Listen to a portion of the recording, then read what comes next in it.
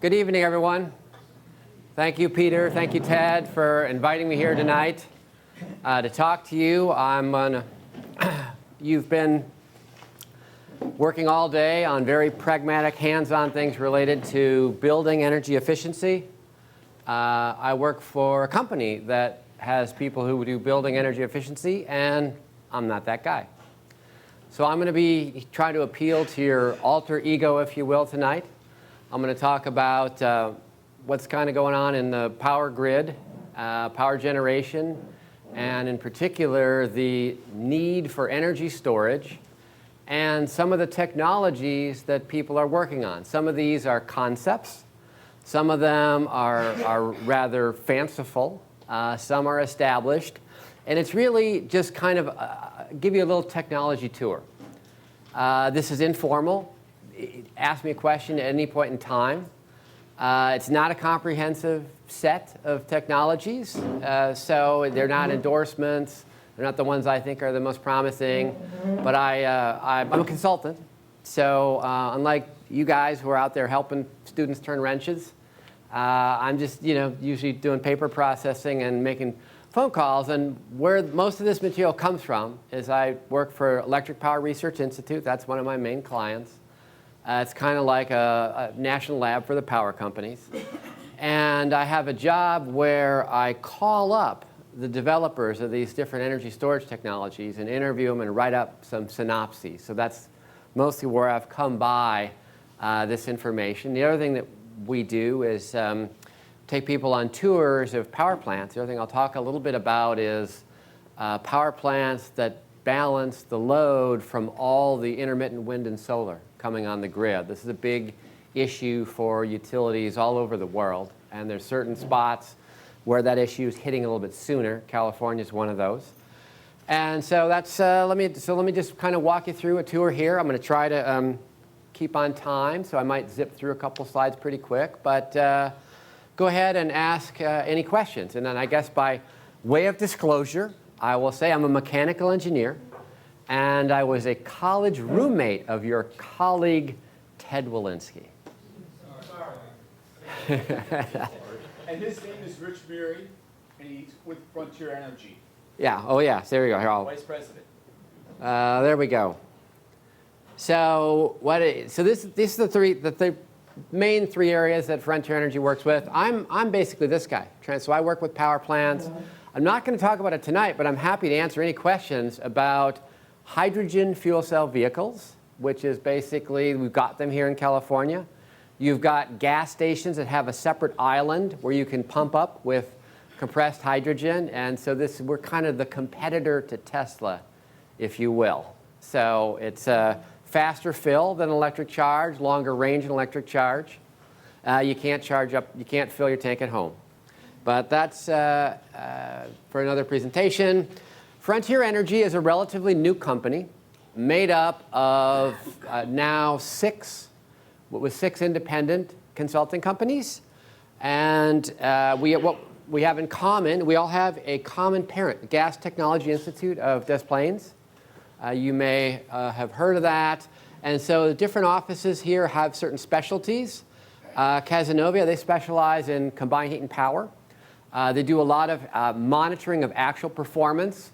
They have a contract with NYSERDA. NYSERDA did something I think is pretty interesting, which is they have an incentive program. They say, look, we'll help you, we'll give you some incentive money towards a combined heat and power install. This is mostly on large commercial industrial customer sites. And in exchange for that incentive, you have to make data available for a minimum of 3 years. They put it out on a website so that designers of future systems will have real-world data to draw upon. The office here in San Ramon specializes in commercial food service equipment. Maybe some of your labs get into that. West Sacramento, they're the vehicle folks.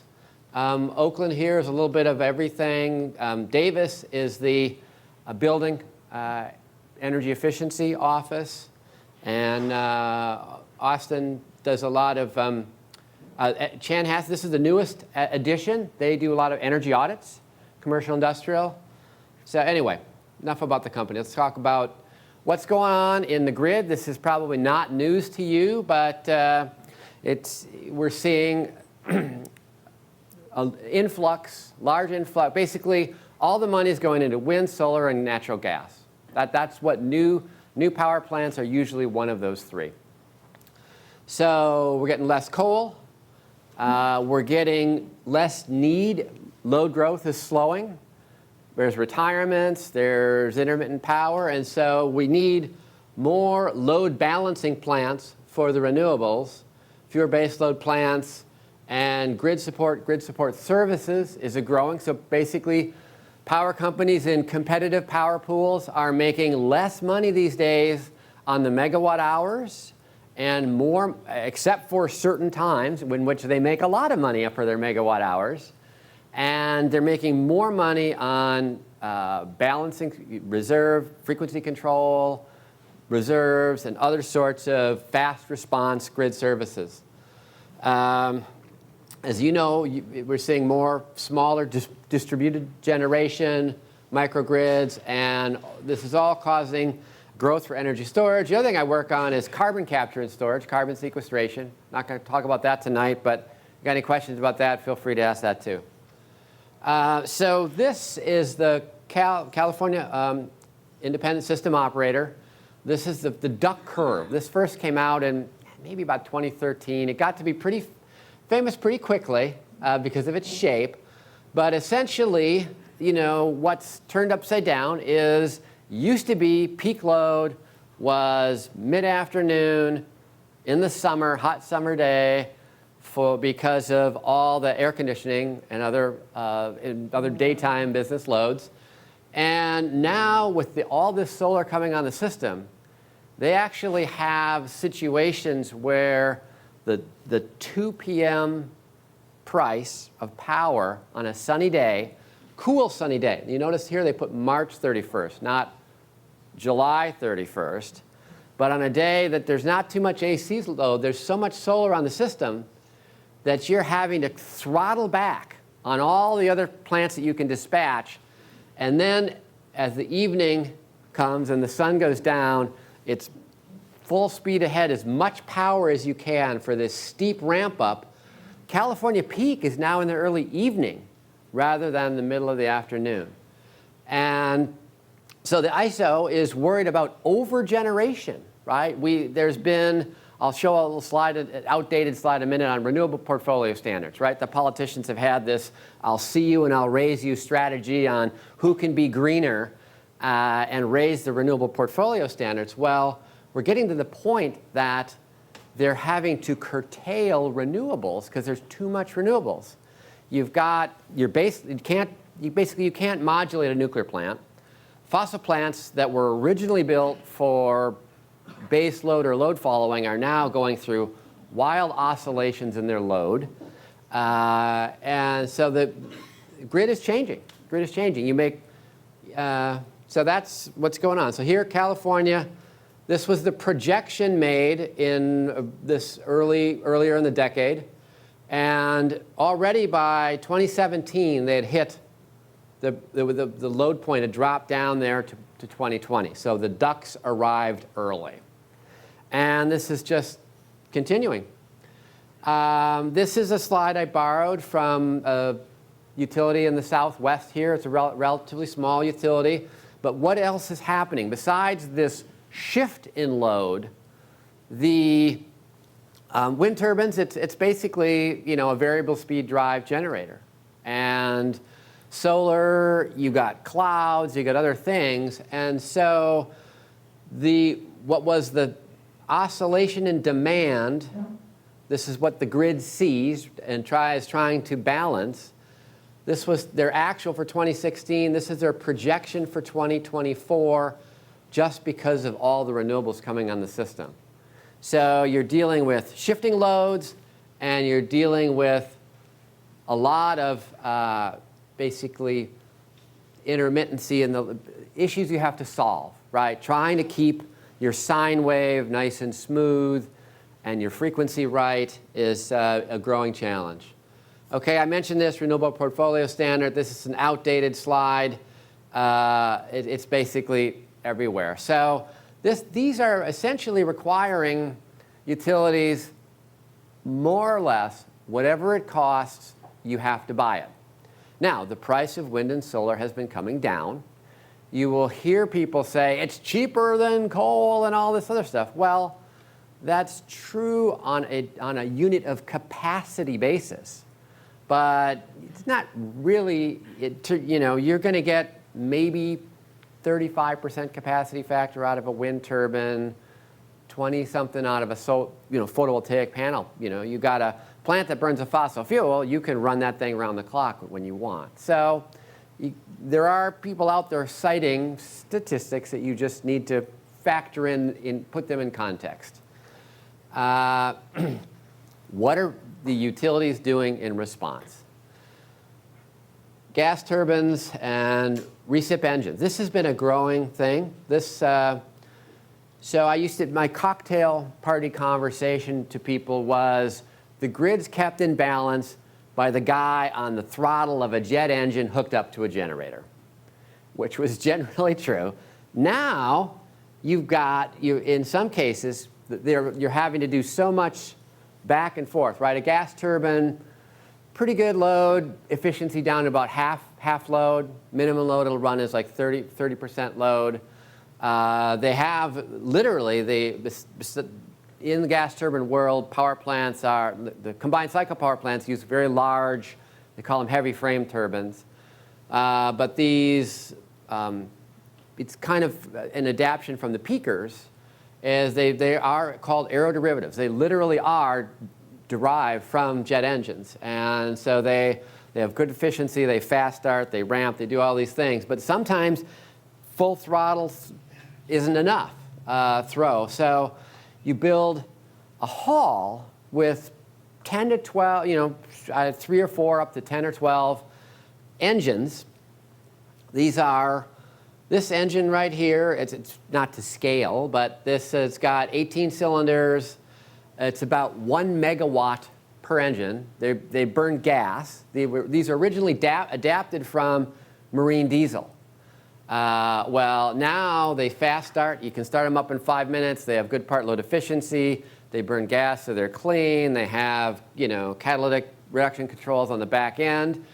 And you're seeing these put in for balancing the wind and solar. And in some cases, you're seeing them put in to replace other baseload capacity, retired coal plant. We took a tour. We take groups to go visit these plants. They're fairly new. This summer, went to Marquette, Michigan, up on Lake Superior. One coal plant retired. They put in 2 of these engine plants. So now that's their primary source of generation there. And everybody in town I talked to, they knew the coal plant retired. They knew it was natural gas that was replacing it, but they didn't know it was an engine as opposed to a gas turbine or a gas boiler or anything else. All right. So that's something that's kind of a newer trend. They also are making even combined cycles now that can start faster, ramp more. I mean, this is a big deal in the gas turbine world, this flexible operation. Then, the other thing that's going on, when you think of energy storage, people think about, there's lithium-ion batteries. And there are a growing number of lithium-ion batteries. I'm mostly going to talk about all the other stuff that's not lithium-ion batteries tonight. But you can put in a small amount of batteries with one of these. In this case, I borrowed the site. Wärtsilä is an engine company from Finland. So they're offering this package. They'll have the integrated, one connection to the grid that has the battery plant on site with their engine plant. Capacity of the battery plant is small compared to the engine plant. But the engine plant, you can start it up in 5 minutes. You keep it warm, so it's not in cold. You keep basically the jacket water circulating, and that keeps the lube oil warm. They have it on a slow turn, so when you get the signal from dispatch, they can fire that thing up pretty quick. But now what they're doing is they're saying, look, we'll put in a battery plant. Let's say the engine plant is, 110 megawatts. 112, there it is, okay. put in a 20 megawatt battery plant. It doesn't have to run very long, but that way, instead of 5-minute response, you got a 1-second response. So you fire up the battery. So what can happen in some cases when the grid needs some help, the incidents are short. So less than 15 minutes. So it may be that you're getting paid to have the capability for that instantaneous response with your battery, and you get the signal. The problem may be solved before you even have to bring your engine fully on. So you can actually, potentially, of course, they sell this, but their claim is you'll actually run your engine for fewer hours, but you'll make more money because you got the battery paired with it. We'll see. So, but that's the hybrid plant. So I was asked to talk about hybrid plants. The other thing that's going in is at existing peaking plants. They're going in and putting in these batteries also at those peaking plants because they tend to be closer in to load centers, whereas your central stations were farther away. Go ahead. I was just curious, on these short duration outages, this sounds like it would be a good application for the flywheel technology. I'll talk about flywheels here in a minute too. Yeah, flywheels are out there too, and you're solving perturbations on the grid. Yeah, as opposed to a tripped unit necessarily. But yes, I'll cover some of that. Okay. So in the energy storage world, there's a number of technologies, but they fit different profiles, just like what you were talking about, which is how much power do you need and for how long of a duration do you need it? And so I'll talk a little bit about, that's pumped hydro storage there. And that's kind of the original bulk energy storage. And batteries have been growing in their capability, partly technology-wise, partly with price coming down, so that they're extending to larger and slightly longer durations. But flywheels, ultracapacitors aren't on here, but they're down in that thing. So as you go along this sort of diagonal axis, you're moving from really solving the squiggles in the sine wave to here, out here, potentially capturing solar energy from the summer and saving it to the winter. So batteries, there are actually 6 lithium-ion battery chemistries. And you hear a lot, well, the Chinese have all the lithium or stuff. I hear this on mainstream news. Lithium is produced in China. It's also produced in Australia. It's also produced in South America. And usually the more limiting factor is some of the alloys in there, cobalt in particular, right? Because a lot of it comes from basically the Congo and some other. So it's actually some of the alloys that are, more geopolitical issue related than the lithium itself. Electric vehicle applications, no surprise, are mostly concerned about power to weight, energy density. And then stationary storage for basically, they'll often site the battery plants sometimes next to a PV array or a wind turbine, sometimes at substations. So it's providing generation, but it's also providing generation strategically within the grid nodes. And for that, you're going to have a lot. You're going to need efficiency. Weight doesn't matter so much, but efficiency matters.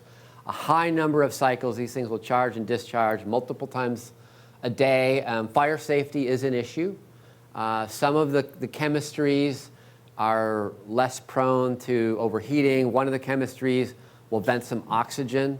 So you get hot, you vent an oxygen. That's a good fire starting combination. The battery manufacturers are working on some pretty sophisticated systems to try to improve safety for that situation and to limit the degradation of the battery. Batteries they're still expensive, and there's a real question about will you get as many life, and so managing kind of the charge-discharge cycle and the depth of the discharge is significant in managing the overall battery life. Most of the current plants are sized for 4 hours or less, sometimes a lot less, like that hybrid plant I showed you, maybe is 15 minutes. In California, 4 hours is what the CalISO uses for what they call resource adequacy. So you'll see plants often sized for that here. Some places they're less. There's different rules in the different power pools around the country, and so batteries have different rates of market penetration depending upon those rules. Texas in particular had some fairly strict rules for batteries. I hear that's changing a little bit, so they may get a little bit more battery storage there. There's obviously a lot of wind in West Texas. And then even in the battery sphere, besides lithium-ion, there's sodium sulfur. There are some other chemistries. And then for longer duration, people are talking about flow batteries. So it's basically it's a kind of a liquid that goes from, kind of a hot tank to a cold tank, if you will, reacting in between, cycling it back and forth. And so that's another thing. So this is just TEP, Tucson Electric Power. We're down there touring. They've got one of those engine power plants under construction. So we were there with a utility group last month. We didn't go see these battery plants, but again, here you can see this is essentially a 15-minute. If you basically divide the output and the capacity, so they're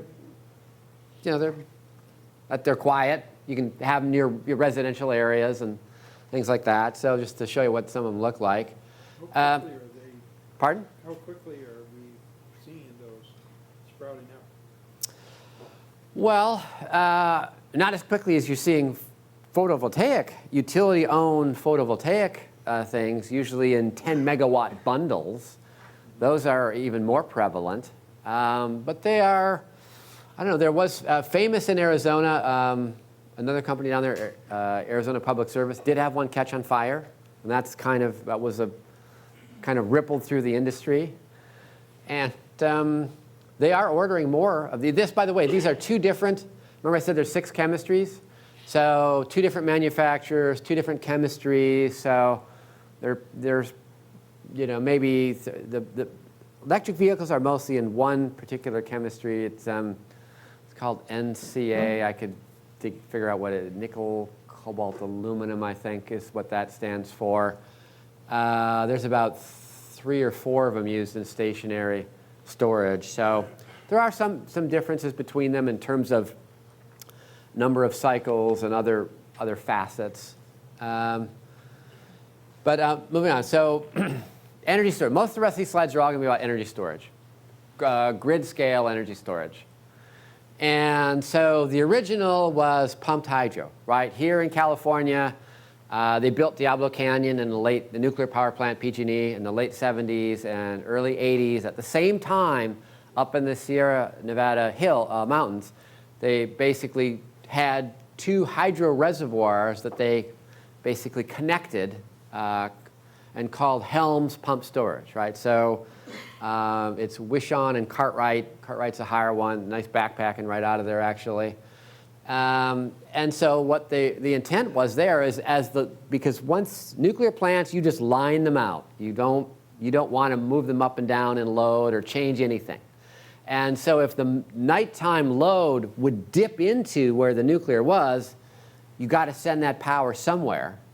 So the idea was at night you would pump it up. Basically you have a motor generator, reversible motor generator. You would pump it up to the top reservoir at night. And then when you had the peak, and the day, at that point it was still in the afternoon, now it's in the evening, or whenever, or maybe it's a cloudy day when the sun's not out, you flow it back down, and it operates like a traditional hydroelectric power plant. And so in the modern, what are they doing now in the modern? So the problem with the good news about these is they're reliable, there's no emissions, there's not everywhere it's about a 2,000-foot elevation change between the 2 reservoirs for the PG&E Helms. Not every place has that. So You're limited in location. So some of these schemes you'll see in a minute are trying to get around, well, what if I'm in, Illinois or some other state that doesn't have that kind of elevation change? Yes, Peter. Is Norway doing a lot of that sort of thing, or?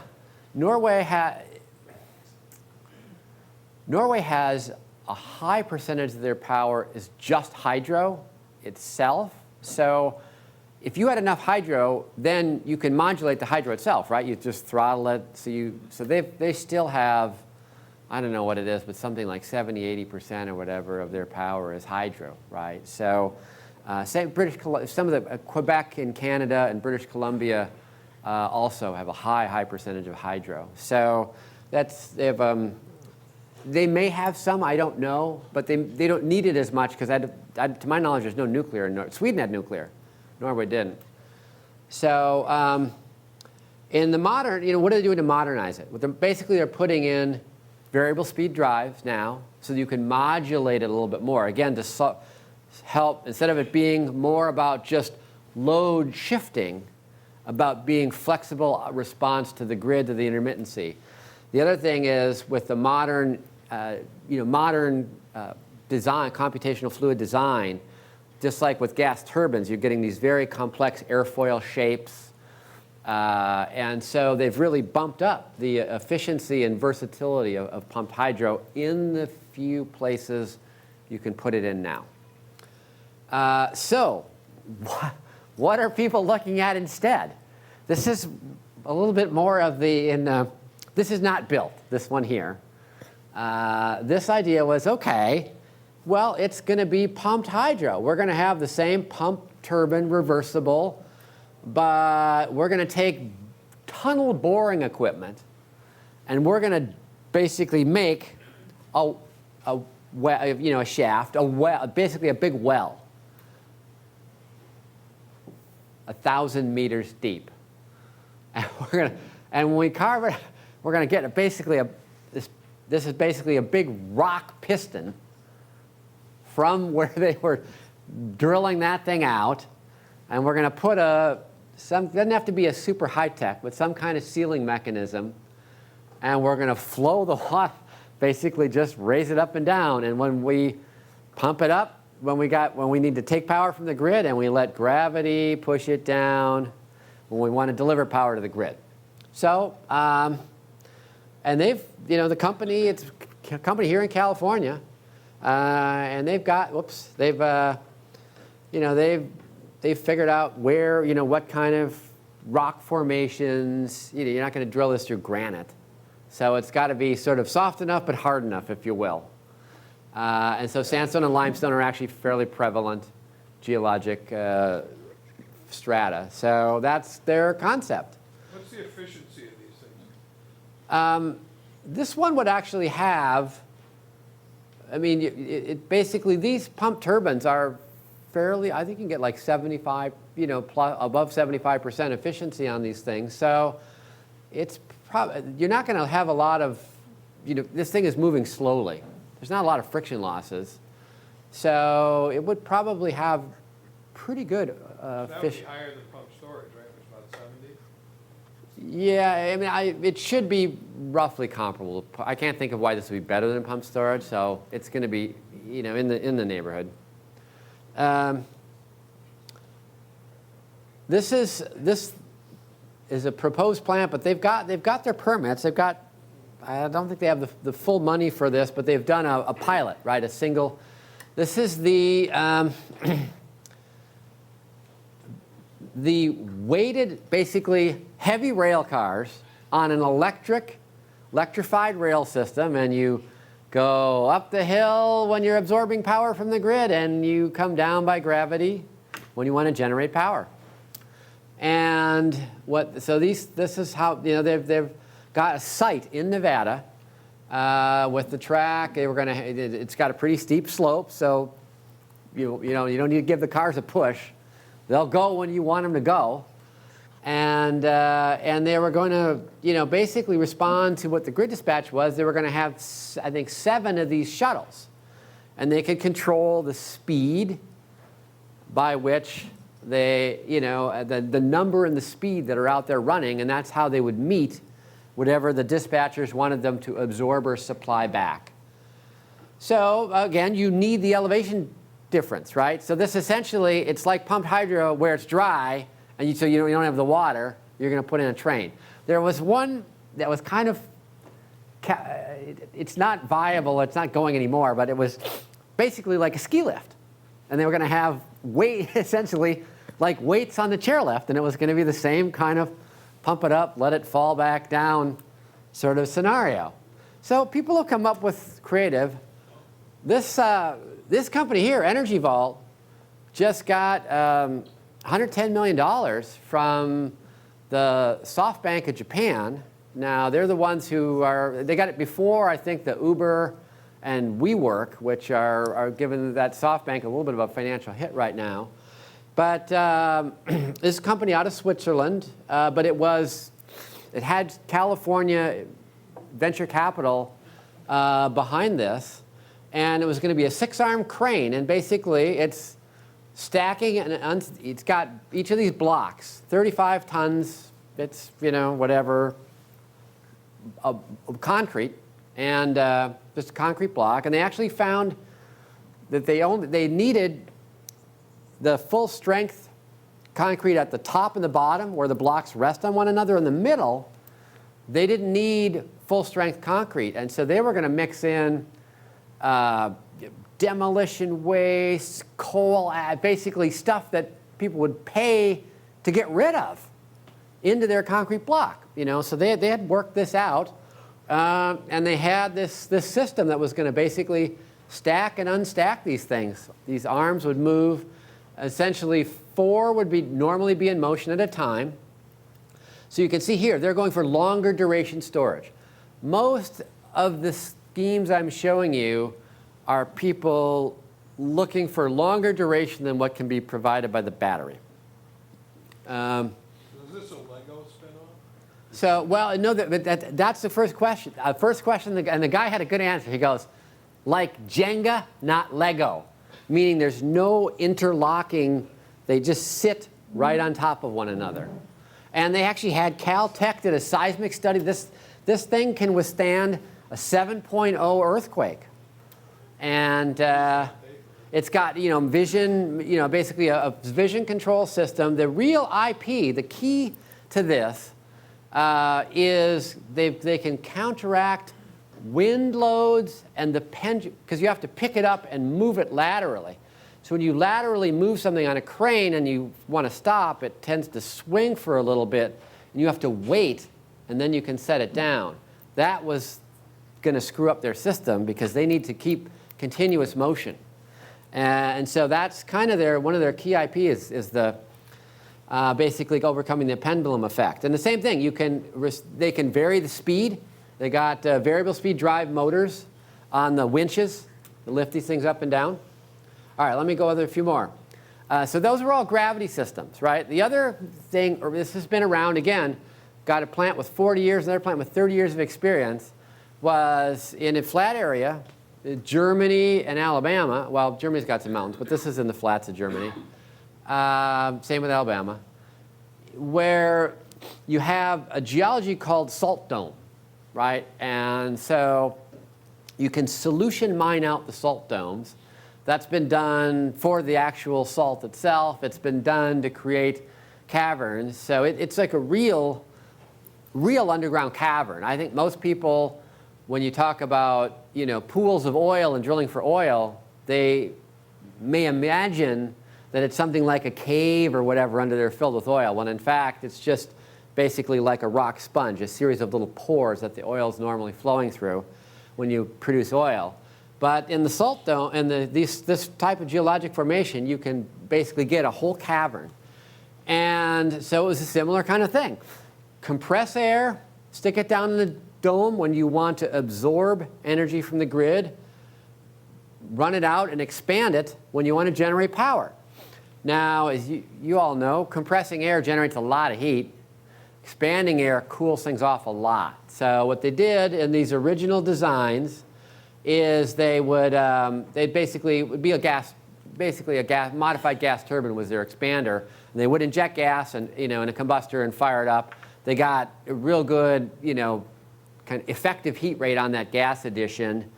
And they avoided any kind of issues of freeze up or brittle, basically the metal not being, losing some ductility at very low temperatures. But there have been people who basically say, we are going to find out ways to capture the heat of compression, store it, and return it on the expansion cycle so that we don't have to use any fossil fuels, right? It's going to be a greener version of this. We're going to have higher efficiency because in the traditional case, the heat does basically dissipate out of the cavern just into the earth. And there have been a couple of sort of high-profile failures, not catastrophic failures, but financial failures of people trying. There's still a couple people out there that claim they have schemes to do this. It has not yet been proven. But this is another one. The only problem with this one, just like you need the elevation, here you need the salt dome geology. Now they've said you could do this in just basically a shale-sealed sandstone reservoir. That's an oil and gas formation. If it was so-called compartmentalized, meaning it didn't have a long lateral run. Not proven yet, but claimed to be done.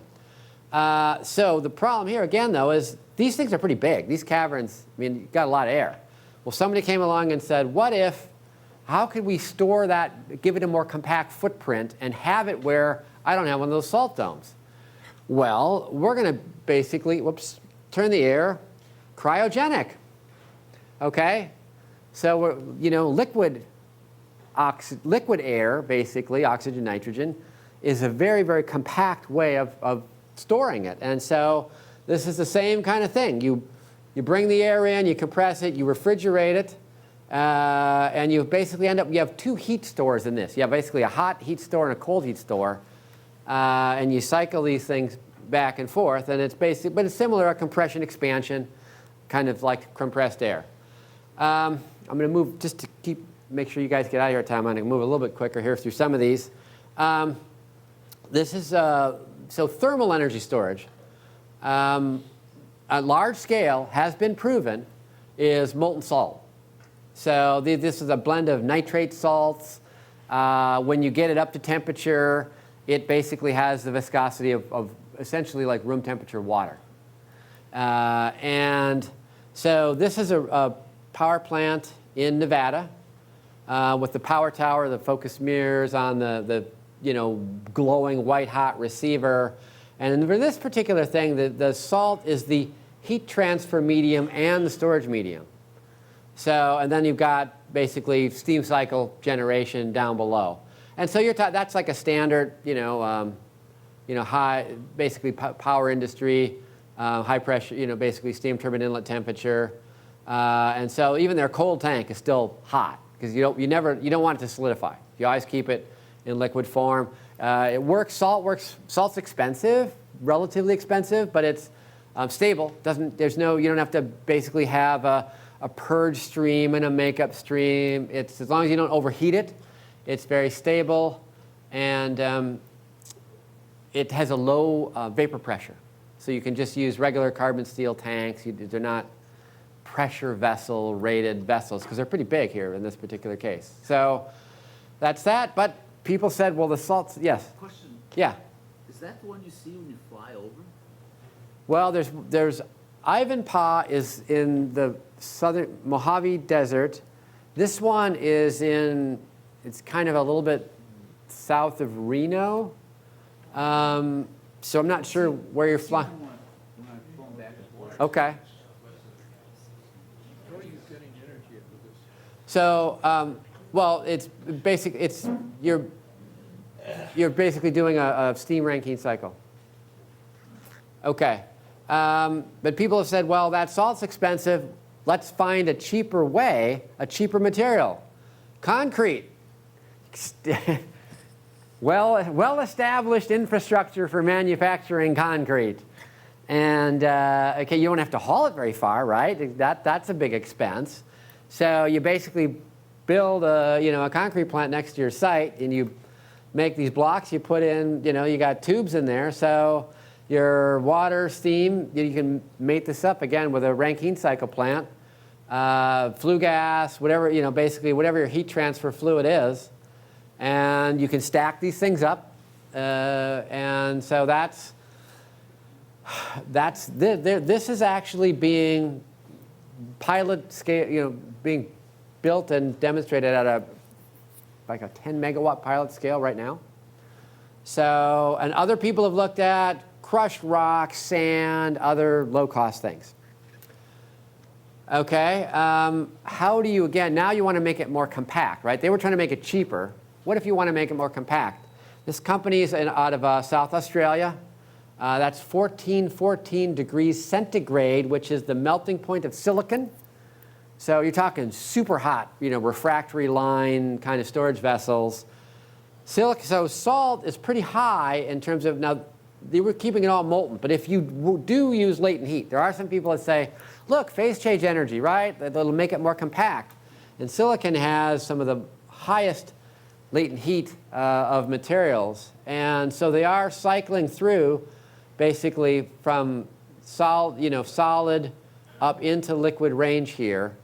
And they're targeting maybe more industrial and smaller scale utility applications. They're not trying to make a system as big as pumped hydro. But these guys are also doing a demonstration. South Australia, that's where Tesla was building the 100 megawatt battery plant. They've had, it's kind of grid isolated. They had some storm knocked out. It's kind of a poster child area for trying a lot of these sort of schemes. Malta is a company that was basically Google had Google X or Alphabet X sort of skunk works type lab, and they have just spun off something here called Malta. And again, this is where it's heat engine type stuff, right? So you can either heat with resistance, or you can heat by basically doing a heat engine. Then usually it's a kind of a air Brayton cycle on the output. Again, I'm not going to read you through all these, but the point is these guys got. Some of these people are getting significant money. These guys got, Gates' Breakthrough Energy Ventures. I put money into this. So flywheels. You asked about flywheels. This I can't claim. Flywheels basically.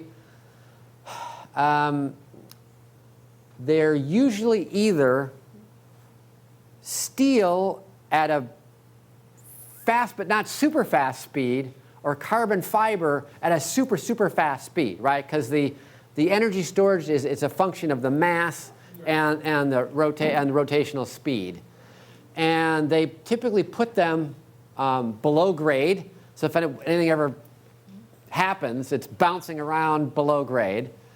But there are a couple flywheel companies that have gone out of business, but there's one right now, Amber Kinetics, putting in stuff in Hawaii and Oahu. Hawaii is one of those places that has a lot of grid issues from high penetration of renewables.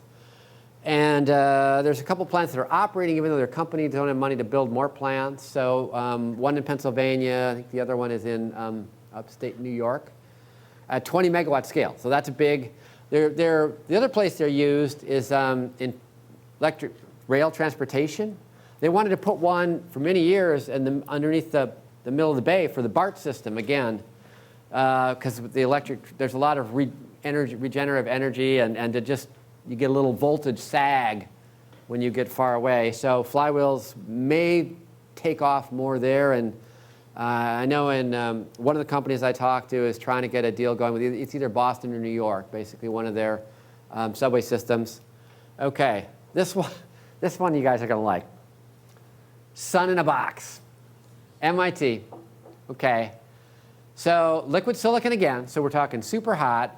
Again, they're just doing it by resistance heating. They're cold tank, 1900 C. These are all made of graphite. Everything's graphite. Pumps graphite. All this stuff's graphite. So what they do is they take the stuff, they run it through these tubes, and then they have tungsten foil. Well, tungsten, just like an incandescent bulb, it glows. And then they've got basically a PV cell. It's a multi-junction cell, so it pulls down into the infrared range as well as visible light. So it's a type of and so it's actually generating power by the glowing tungsten basically being picked up by, and then they raise the rod to modulate the output. They raise and lower the rod, changing the view factor. And it's actually, this is being built right now at a very, very small scale. I think like, 3 foot tall or whatever in a lab. But they can get super fast. I mean, as soon as you change the view, there's no inertia. As soon as you change that view factor, the output response is very instantaneous. And that's advantageous to dealing with those squiggles you saw earlier. This is just showing you this is not a US phenomena. Countries that are kind of the poster children for Germany.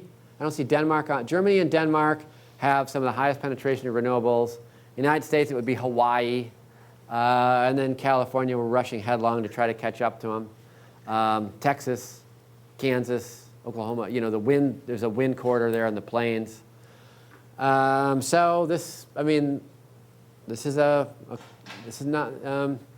Lastly, then power to gas. You may have heard of power to gas. This was first pioneered in Germany, where they had excess renewables, and so they ran it through an electrolyzer to basically make the hydrogen. And then I don't have in this picture. They put the hydrogen into the natural gas pipeline. Okay, and you can have up to a certain percentage of hydrogen in the gas pipeline, no problem. Well, my first reaction is, well, you're taking basically hydrogen, a $10 fuel, you're mixing in a natural gas, a $3 fuel, what the heck? Find a use for the hydrogen. Right here in California, we use it for fuel cell electric vehicles. But it has the advantage of you don't have to spend any money on infrastructure, right? The gas infrastructure is there, not bad to start out with. It turns out these renewables guys had take or pay contracts, so they're going to, if they didn't take the power, they're going to pay for it anyway, so why not try this? So it's grown from there. And so now, again, though, you can generate it back, with a microturbine, various sorts of things to do grid. This is part of a study that for the Energy Commission, where it was this PUC had this thing called the Energy Storage Mandate. The IOUs had to buy a certain amount of capacity, and would hydrogen energy storage qualify? I'm going to wrap you up in just a couple minutes here. And so this is the original power to gas. Then my idea, well, put it in the vehicles, right? Don't put it, the law said you had to turn it back to electricity. Well, all right, you're turning it back to electricity at the drive wheel motor. How is that any different from plugging in your electric vehicle and charging it off the grid? So it turns out they didn't actually rule on that one way or another, but that was kind of the concept I was suggesting in this picture. The other thing you do is you got industries that use hydrogen, right? So why don't you site all these electrolyzers at an oil refinery, which has got a hydrogen plant there, and you can displace steam methane reform. Hydrogen is mostly made by ripping apart water molecule and methane molecule and recombining them. If the oil companies used a certain amount, they could get a credit. We have this thing in California called low carbon fuel standard. We're trying to reduce the carbon footprint of our transportation fuels. They get a credit for that. But when you start to go bigger up in scale, then this is a blended natural gas existing. That's a Germany example. But if you go really big, then people have said, well, what if you pull the hydrogen back out, right? Well, if it's more valuable, put it in a gas pipeline here, send it over there, and pull it back out in a different location. Well, you got to reseparate it, so that's an additional cost. Does it make sense or not? I don't know. I wasn't too optimistic about it. The other part of it is to make substitute natural gas. This is where that's being done right now a lot from biogas. That's another thing I'm not talking about here tonight, because this is mostly a grid talk. But certain states may be passing renewable portfolio standards for natural gas. There's a growing, they used to take biogas and just run it as medium BTU, clean it up a little bit, run as medium BTU gas in engines at the location. But now you pull the CO2 out and you upgrade it to regular natural gas BTU quality and put it in a pipeline, and you get credits. So if you can link it to a transportation end use, you can get these things called RIN credits from EPA, so that's going on.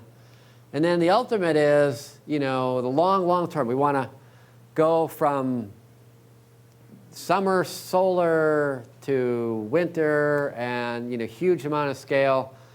You can basically build out your whole hydrogen network, dedicated hydrogen storage reservoirs like natural gas storage reservoirs, pipelines, et cetera. So this is the longest term possibility. So let me click back here and. Isn't anybody worried about the leakage problem? Well, the thing about hydrogen, it's a small molecule. It's a reactive molecule. So I'm not so much worried about it leaking to the surface, because if it does, it's going to go straight up anyway. It can't pool or something and blow up or something right now. So there's no concern there. It's a dollar concern, right? Yeah, you lose it. But supposedly the geologists say, once you build up the cushion layer, right? In natural gas storage reservoirs, you have this thing called the cushion gas layer, which kind of stays stable. And the stuff that moves in and out is kind of, so they said that would apply for hydrogen too.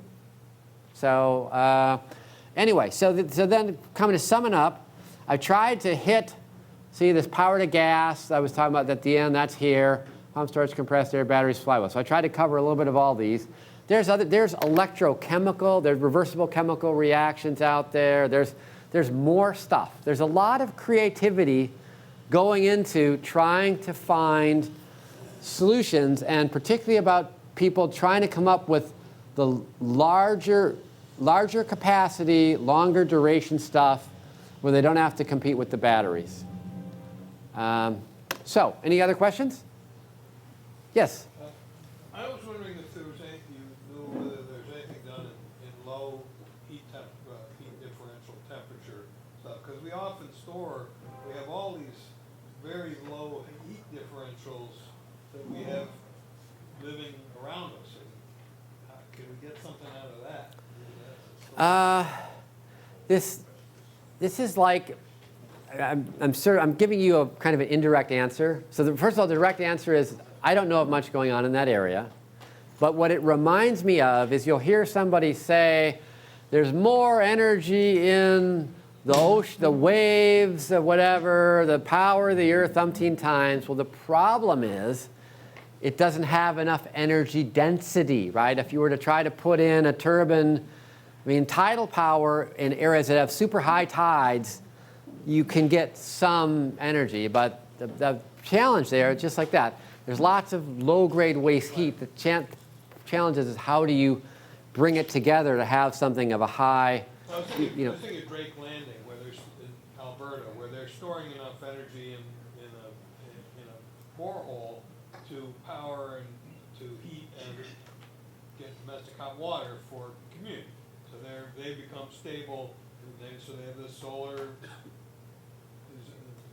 liquid solar on it, and that works. And that's actually no. It's if you have. It's kind of a little bit like the real estate maxim: location, location, location. Right? If you've got an ability to have your user next to where you generate the heat, you're onto something. But if you have to move it, that's the problem. Well, but in Alberta, you've got quite a yeah, yeah. Any other questions? All right. Well, thanks. Hopefully, I gave you a little, appeal to your alter egos, give you something a little different than buildings. Next time, if you are ever interested, I can see if one of these building guys can come talk to you. They do quite a bit of work on the California Title 24. They're working on the next generation regs and other sorts of things. They got a lab up there, just like you guys have labs. So anyway, thank you again.